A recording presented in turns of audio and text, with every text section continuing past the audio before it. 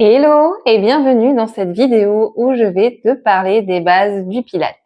Elles vont être essentielles dans ta pratique pour pratiquer en toute sécurité, avec plus de conscience et du coup avoir plus d'efficacité et de résultats. Pour ceux qui ne me connaissent pas, moi c'est Solène, je suis kinésithérapeute et formée à la méthode Pilates. Que tu débutes ou que tu aies déjà fait du Pilates mais que tu sais pas trop si ce que tu fais c'est ok ou pas, cette vidéo elle est faite pour toi. Ces principes, ils vont t'aider à mieux te placer, mieux respirer, à mieux ressentir chaque exercice que tu vas faire. C'est parti! Alors, pour commencer, le Pilates, il repose sur 6 principes clés. On va pas avoir d'ordre d'importance les uns par rapport aux autres. Ils sont tous valables. Évidemment, lors de la pratique, au début, on va pas forcément réussir à tout mettre d'un coup, à tout penser, mais au fur et à mesure, ça va le faire. Alors, le principe numéro 1, le contrôle. En Pilates, c'est avant tout contrôler son mouvement. C'est-à-dire, pas faire d'élan, retenir le mouvement, toutes ces choses-là. Donc, quand on va faire un exercice, on va rester focus sur la capacité à contrôler ce mouvement. Par exemple, tu peux te poser la question, combien de temps ou combien de répétitions je suis capable de faire en gardant la qualité de mouvement. Si tu sens que ça devient un peu compliqué, que tu n'arrives plus à gérer ça, à contrôler, vaut mieux arrêter l'exercice, faire un temps de repos et le reprendre après ou faire un autre exercice selon la séance que tu souhaites faire. On peut aussi adapter la difficulté, l'intensité en fonction de ses capacités. Principe numéro 2, le centrage. Alors, selon Joseph Pilates, le créateur de cette méthode, tout part du centre, qu'on va autrement retrouver sous le nom de corps, C-O-R-E, ou de powerhouse, c'est la maison de l'énergie. Cette maison, elle va être constituée de ton diaphragme, je vais me lever, ton diaphragme, ton périnée, tes abdos, mais aussi les muscles du dos. Tout ça, ça va faire ta base, ton centre. C'est dans cette zone, dans cette maison, que tu vas créer ta force et la base, encore une fois, de ton mouvement. C'est grâce à elle que tu vas pouvoir contrôler tes mouvements et aussi diminuer les compensations. Souvent, par exemple, les épaules qui montent, les hanches aussi, parce qu'on va beaucoup mieux répartir l'effort. Souvent, par exemple, je vois beaucoup de douleurs, pathologies d'épaule parce qu'on a pas d'engagement au niveau des abdos, de la sangle abdominale. Donc, hop, les trapèzes, ils vont compenser et on va déjà utiliser ça. Et après, je vais encore utiliser mes bras, donc je vais ajouter encore plus d'efforts. Ils vont pas réussir à gérer et on va être tout raide, tout contracturé. Principe numéro 3, la respiration. Elle va guider le mouvement. Ça va être vraiment une base hyper importante dans les exercices et c'est ça qui va différencier le Pilates d'un autre renforcement musculaire. Chacun va avoir son rythme de respiration. On n'est pas obligé d'aller au même rythme et elle va permettre de faire circuler cette force du centre vers l'extérieur. Donc pendant que j'ai ma base bien fixe et que je vais avoir un mouvement du haut du corps ou de bas du corps, ça va vraiment aider à faire circuler ça pour limiter les blocages. On retrouve par exemple ça dans plusieurs sports comme le tennis par exemple ou les arts martiaux où en fait l'expiration elle va passer beaucoup par un cri. Là, en Pilates, ça va être une bonne expiration, bouche ouverte, comme si on veut faire de la buée, mais je t'en dirai plus juste après. Principe numéro 4, la précision. En Pilates, le placement, il va être essentiel et c'est cette somme de plein de petits détails qui va faire qu'on va être vraiment efficace. Et c'est là qu'on se rend compte que parfois, quelques millimètres ou un tout petit ajustement de rien du tout, ça va faire toute la différence dans ton placement, donc ton ressenti et du coup, tes résultats, l'efficacité de tes exercices. Évidemment, je le répète, au début, on n'arrive pas à tout avoir en même temps, on n'arrive pas à tout penser, mais au fur et à mesure, avec la pratique, ça va se faire. Donc, on vient chercher vraiment, même dans les exercices les plus simples, cette justesse, ce contrôle dans les mouvements, cette précision. Principe numéro 5, la fluidité. Alors oui, en pilates, on va essayer d'être le plus fluide possible. C'est là que la respiration va vraiment être un pilier parce qu'elle va permettre de limiter les blocages et donc d'être beaucoup plus fluide. On va essayer de saccader le moins possible, voire pas du tout les mouvements, c'est le mieux. Et du coup, ça va aller aussi avec le fait de contrôler. C'est de bien respirer, lier le tout et faire dans la capacité de ce qu'on arrive à gérer, à contrôler. On cherche une qualité, pas une quantité, pour pouvoir maintenir cette fluidité-là. 6e et dernier principe du Pilates, mais pas des moindres, la concentration. Parce que oui, pour mettre en place les 5 principes précédents, il va falloir être concentré. Ça va pas être possible de penser à la liste de courses, de comment j'aurais dû répondre dans la prise de tête d'avant, ce que je vais faire à manger ce soir. Voilà. Et c'est un moment où on va être présent pour soi. C'est un moment pour soi. On va être conscient de son corps, de ses mouvements, de sa respiration. On est présent dans ses sensations, dans chaque geste, et c'est ce qui va faire la différence. C'est vraiment un travail de fond. On va maintenant parler un peu plus en détail de la respiration en pilates. Alors, comme je te le disais juste avant, c'est vraiment une base hyper importante. Il est essentiel et indispensable pour le pilates. Alors, tu le sais peut-être, mais selon les pratiques, les activités, il existe plein de façons de respirer. En pilates, on va chercher une respiration thoracique basse. C'est-à-dire que quand on va inspirer, les côtes, elles vont venir s'ouvrir sur le côté et aussi d'arrière en avant. Il y a un peu deux images que je donne quand je fais les cours. Ça va être soit un accordéon qui va venir s'ouvrir comme ça, ou alors un petit ballon qu'on va venir tout doucement remplir d'air. Donc c'est nos poumons qui se gonflent ici. Et quand on va expirer, ils vont venir se vider tranquillement. Les côtes, elles vont se resserrer, mais sans forcer, sans pousser. Parce qu'une autre image que je donne, c'est que si on expire vraiment d'un coup forcé, en fait, ça va faire comme un tube de dentifrice. Je presse du haut et sur les côtés.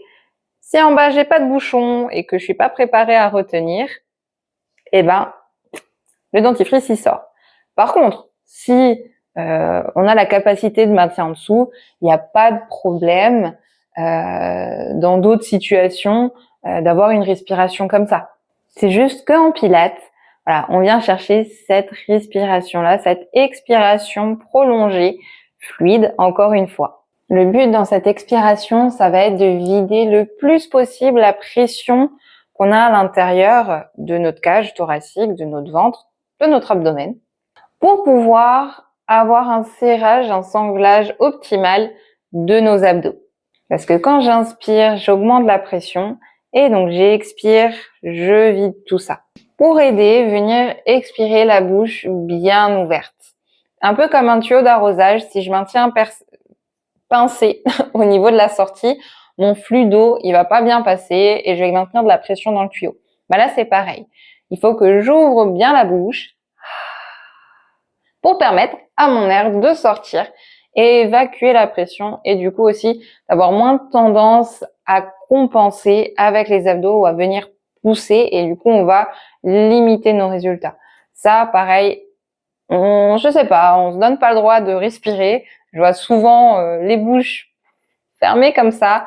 Non, on ouvre, on relâche et comme ça, on sort bien l'air, on peut bien engager. Et je te montre un exemple maintenant. Et si ça dit, tu peux le faire avec moi. Alors, on va s'installer tranquillement sur le dos, les genoux pliés, les pieds à plat et à la largeur du bassin. On peut venir poser une main sur chaque côte pour sentir le mouvement, donner l'information d'où est-ce qu'on doit emmener l'air. On va inspirer par le nez et sentir les côtes qui s'écartent sur les côtés, mais sans gonfler le ventre. Pas besoin de venir inspirer au maximum. Puis on va expirer par la bouche, comme je vous le disais, en faisant de la buée, on laisse sortir l'air et on sent cette fois les côtes qui vont tranquillement venir se resserrer, le nombril qui va aller vers le haut du dos, vers le fond. Un petit peu comme une plaque basse qui va venir plonger vers le haut du dos pour qu'après, dans nos exercices, on vienne glisser la plaque du dessus pour engager la partie plus supérieure des abdos. C'est reparti. Vous inspirez et on va continuer comme ça, chacun son rythme, à inspirer par le nez, sentir les côtes s'ouvrir et on expire tranquille, ça resserre. Cette fois, on cherche au maximum. Parfois, ça peut aider de fermer les yeux pour prendre plus conscience de ces sensations. Au fur et à mesure, tu vas pouvoir venir sentir en profondeur, au fond de ton ventre, une petite tension. Ça, c'est ton transverse qui va s'activer à la fin de l'expiration parce que comme tu as vidé l'air, il va venir lui pouvoir serrer et s'engager. Donc là, le petit exercice, ça va être de le maintenir un petit peu comme un filet de gaz en moto, par exemple. Je sais pas si tout le monde aura l'image, mais on maintient un petit peu ça. Et on va venir inspirer de nouveau, sans totalement le lâcher. On essaye de le maintenir un tout petit peu. Et quand on vient expirer, on va venir l'intensifier. Mais on n'oublie pas, on vient pas forcer, on vient pas en force. On vient juste resserrer tranquillement et notre nombril qui remonte. Maintenant, je vais te parler d'un autre élément très important qui fait partie des bases dans la pratique du Pilates. Ça va être la position du bassin et donc de la colonne. En Pilates, on va chercher la position neutre du bassin. Alors, qu'est-ce que c'est que la position neutre? Je vais te montrer. Quand on va être debout, assis, sur le dos ou même sur le ventre, peu importe, le bassin, il va avoir, selon les personnes, un certain positionnement. On va avoir l'antéversion, donc ça va être quand le bassin il va être basculé vers devant et donc ça va aussi participer à creuser ici au niveau du dos, mais aussi, alors là on le voit peut-être pas parce que j'ai la table, mais ça va, hop, étirer, tendre le genou. À l'inverse, on peut avoir la rétroversion. Là, c'est quand le bassin il bascule vers l'arrière. À ce moment-là, ça aplatit le dos, ça va délordoser la lombaire et ça va entraîner une légère flexion des genoux. À ce moment-là, le poids il va s'ancrer un petit peu plus dans le sol, dans les talons et ça va relâcher ici la zone. Parce que quand on est en antéversion ici, on va avoir aussi plus de charge dans le bas du dos. Et du coup, moins d'activation aussi au niveau de l'abdomen. Parce que là, le ventre sort, ça projette devant. Et des fois, on se dit, ah, j'aimerais avoir le ventre plat, mais j'ai beau faire plein d'abdos, ça change pas. Alors, faut voir comment sont faits les abdos. Mais aussi, des fois, c'est simplement la position du bassin et en venant amener un tout petit peu en rétroversion tout de suite, on a notre ventre plus plat. Donc, le neutre, ça va être la moitié entre ces deux mouvements. Et ça va dépendre de chacun. Donc, je vais t'inviter à chercher ton neutre. Donc, tu peux te placer debout, assise. Des fois, ça peut aider de commencer en étant assis ou sur le dos. Et donc, tout simplement, déjà commencer à travailler cette bascule d'avant en arrière. Essaye de relâcher un petit peu les genoux pour pouvoir avoir ton mouvement. Et donc là, tu sens au maximum vers l'avant, tu sens au maximum vers l'arrière. Et on va chercher un petit peu le milieu quand on commence juste à rentrer un petit peu les fesses. À ce moment-là, on va avoir un équilibre entre l'engagement musculaire des abdos et du dos. En Pilates, le but, ça va être de maintenir cette position tout au long des exercices. Pour le reste de la colonne, qu'est-ce qu'on va faire? Souvent, le haut du dos, à force de nous dire de nous tenir bien droit toute la journée, on va soit rectifier cette zone-là, on va être beaucoup moins arrondi, parce qu'on va dire qu'on est très arrondi, mais pourtant, naturellement, le haut du dos est légèrement arrondi. C'est ce qu'on appelle la kyphose. Donc là, on va chercher, une fois qu'on a placé ici en bas, à venir juste, hop, amener un petit peu de flexion dans le haut du dos. On vient accrocher notre sternum et notre symphyse, donc partie de notre bassin, ensemble. On les clipse à l'avant ici. Tac. Donc si je suis là, je rentre un peu les fesses et je rentre un petit peu le haut du dos. Je rentre la poitrine. Et là, comme ça, j'engage ma maison, mon centre. Avec cette position, on va avoir un engagement des abdos et, comme je le disais aussi, des muscles du dos. On va avoir vraiment le tour de notre maison qui va être bien en place. Et donc, ça va permettre de faire les exercices en travaillant ce qu'il faut, où il faut, et en protégeant son dos. Un autre élément, un plus à penser, ça va être le placement des épaules et de la nuque. Donc, on va chercher là, franchement, on se prend pas trop la tête, hein, vraiment pour la pratique, ça va être surtout essentiel le bassin et la respiration, et le reste c'est du détail bénéf qui est important, mais si au début on l'a pas de stress. Ok, déjà bien ancré la position du bassin et la respiration, et après on ajoute pour avoir au final le tout. Donc, pour nos épaules et notre nuque, qu'est-ce qu'on va faire? On va venir les abaisser. Il n'y a pas besoin de venir les tirer en arrière. On va juste les glisser un petit peu dans les poches du pantalon. Donc, elles vont aller un tout petit peu vers derrière et vers en bas. Pour la tête, on va chercher un auto-grandissement ou auto-agrandissement. C'est comme si la colonne, c'était un spaghetti qui est cuit. C'est-à-dire que si je le tiens pas, il va s'effondrer. Mais en même temps, si je lui mets juste des piquets dans le dos ici pour se tenir droit, c'est un petit peu de la triche. Mais la tête, le haut de mon spaghetti, il va quand même pas tenir. Je vais mettre beaucoup de tension là-haut pour pas grand-chose. Qu'est-ce que je dois faire pour qu'il tienne? Je tiens le bout. Donc pour ça, on va essayer déjà de mettre le bassin, le haut du dos et venir maintenir notre tête. On va venir tranquillement rentrer le menton, un peu comme si on a une couronne sur la tête, qu'on se sent un petit peu hautain, qu'on veut regarder de haut. Voilà. Là, on a le droit, sinon c'est pas cool. Mais là, on se fait plaisir. Donc là, en place, je maintiens et je relâche ici.